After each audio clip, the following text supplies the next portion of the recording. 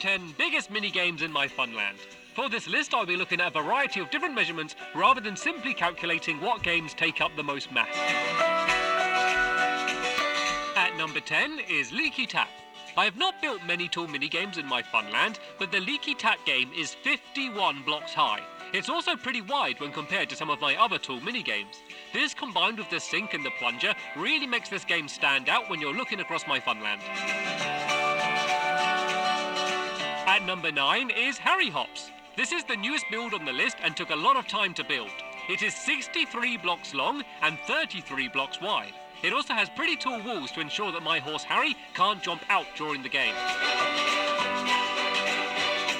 At number 8 is my circus. While not technically a mini-game, it's still in my Funland and still very big. I spent 3 episodes building it as part of my 500,000 subscribers celebration. It is 60 blocks long, 36 wide and 15 high. I love how it creates the effect of looking much bigger on the inside when compared to the outside, just like a real circus. At number 7 is Crystal Waters. This enormous square water-based game is 49 by 49 blocks wide. It's also surprisingly tall as the top of the water crystal is 30 blocks high. Its size is only increased as it's linked with the Crystal Rapids game, which was built directly under it. At number 6 is Whale of a Time. It's not surprising that this game is big, seeing as it's built on an entire lake.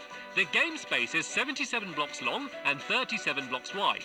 Even though there's nothing built very tall in the game, if you take into consideration how high the player goes when playing the game, the sky is literally the limit when calculating the size. At number 5 is Fall For It. This minigame is 76 blocks tall. Its height was only limited by the range that you can see boats at in Minecraft. The incredible height makes it exciting every time you take the plunge off the rim and try to avoid the boats in order to survive. At number 4 is Pirate Plunder.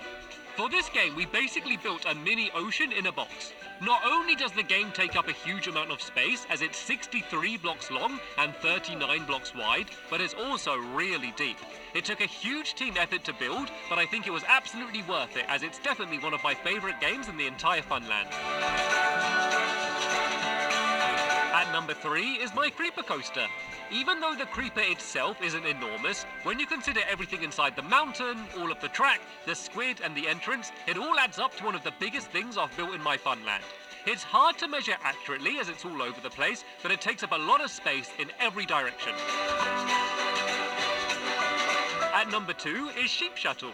This is another relatively new minigame when compared to everything else on this list. It is 72 blocks long and 49 blocks wide. It needed to be this big because of just how fast you slide on the ice when you're in a boat. If it was any smaller, you would complete the track way too fast. It might not be the most striking visually out of all of my minigames, but I'm really proud of the design and it stands out by its sheer scale alone. It's also really good fun to play. At number 1 is Raindrops. This ride makes everything else in my entire Funland look tiny. It is 159 blocks high, making it the tallest thing in my entire world. It also has the giant rainbow and pot of gold that would by themselves be bigger than many of my other minigames. The main elevator may be relatively thin, but the height more than makes up for it. It is visible from almost anywhere in my Funland and is the best place to look over all of the other minigames from. Those were my top 10 biggest minigames in my Funland. Even though I'm usually trying to keep my games as compact as possible to save room, sometimes I just can't help building them big. Hopefully you enjoyed this top 10, there'll be plenty more coming soon. Thanks for watching, and I'll see you all later!